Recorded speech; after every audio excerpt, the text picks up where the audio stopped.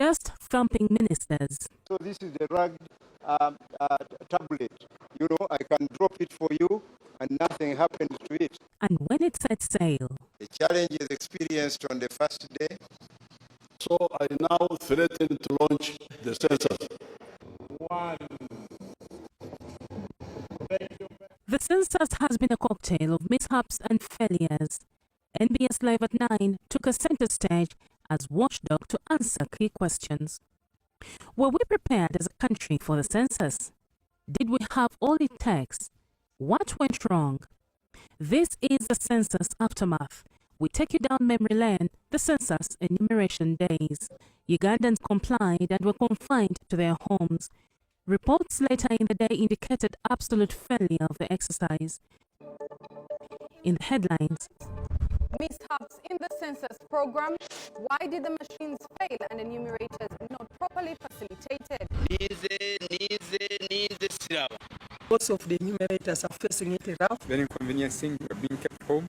on social media, the feedback is of dissatisfaction, lamentation, and backlash about the failed census kickoff.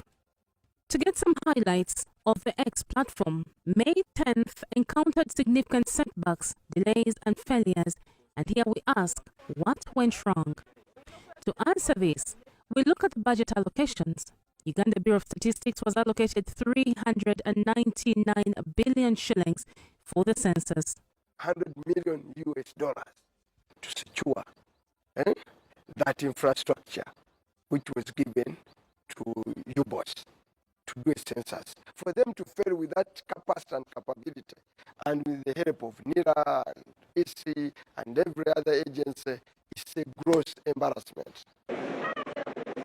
With this huge budget, well spent, UBOS acquired computer-assisted personal interviewing system CAPI, a system that directly records on tablet personal computers and takes record of the geographical positioning system GPS coordinates to ensure that the needed is collected accurately.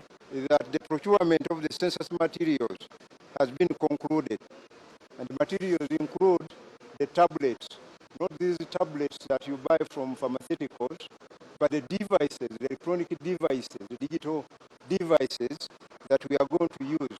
This time around, we are not going to be using the manual questionnaires. This would only pass for a show for the cameras. And we want to assure you that we are ready for the census, and they are going to take you through to show you actually what is happening so that you also appreciate. We will appropriately trail this exercise. UBOS recruited 114,460 enumerators and 18,483 supervisors and were deployed across the country. We headed out to Tororo district in eastern Uganda and we spent some time with Patience Nyachao, an accredited enumerator who was expected to enumerate over 80 households. She was very zealous, but the journey later turned an uphill task. We didn't receive some of the things that were really important to us. For example, the bags. You can see that some of us just managed to get our own, but it's a very big challenge to those who don't have, that you have to carry the tablet in your hands, and it is not safe because in the villages here, not everyone is good. So, and even the weather. When it rains, you have nowhere to carry the things. UBOS fell short of the basics. Let's cross over to Gulo district. We have not been given internet data, so we are hotspotting from our own airtime.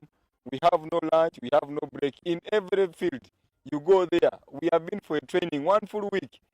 The 9 days, they have not even given us transport allowance. So whatever we are doing is on our own ground. So we are really in that state that things are not moving on well. The enumerators had to endure the harsh conditions encountered in the exercise. But 6 days into their work, the results of what was collected were a shortfall. The ratings per district were worrying. The worst performing is Mitiana, in Greater Mubende, Kasanda, and Mubende. Those ones are below 60%. In fact, they are below 50%. So there we need to pull up our socks in these remaining 4 days. We have not known the reason why they are slowing down. The reason is simple. The question in which area is the census failing. Is it across the country, or it is in the region where now government feels most uncomfortable? And that could be more prominent in the central region. Therefore, not properly yielding the numbers in the central region is a political statement and could be deliberate.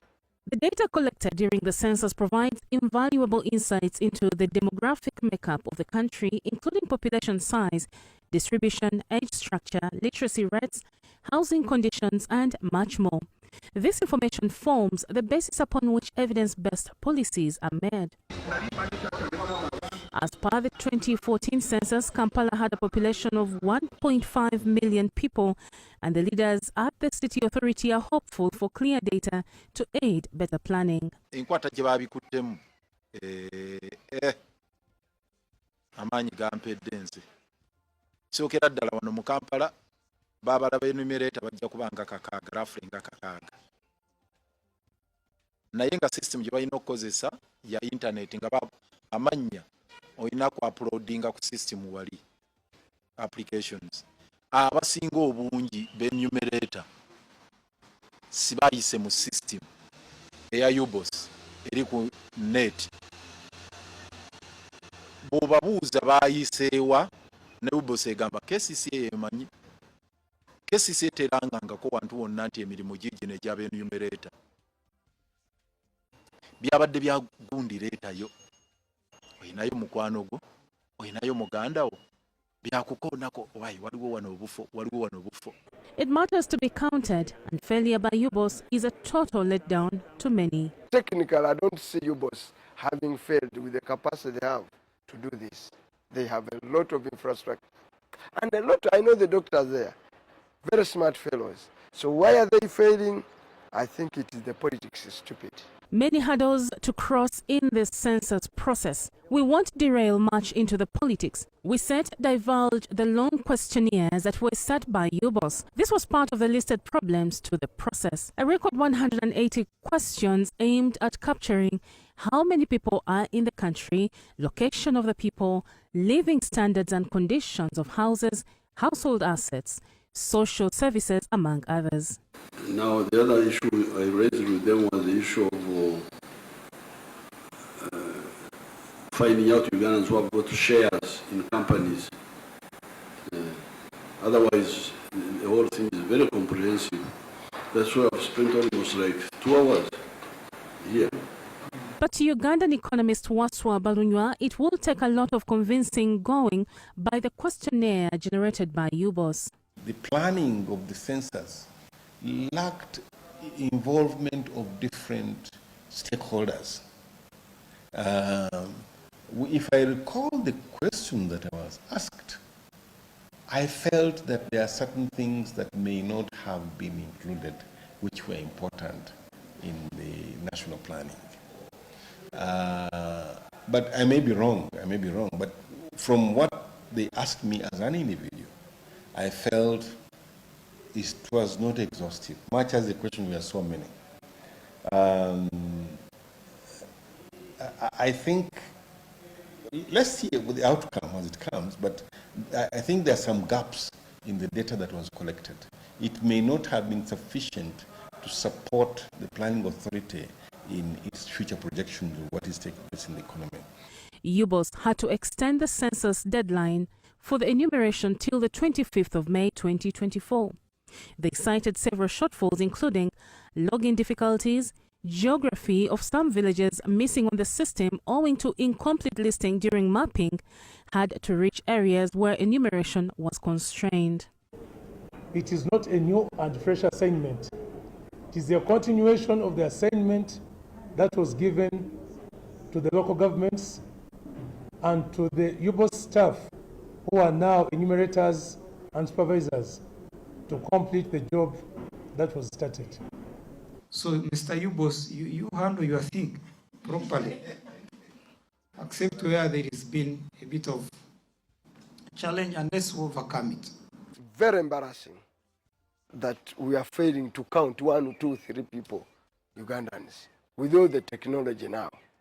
Uganda's 2024 census, a cocktail of mistakes and denials. Many questions continue to linger with the authenticity of the data collected.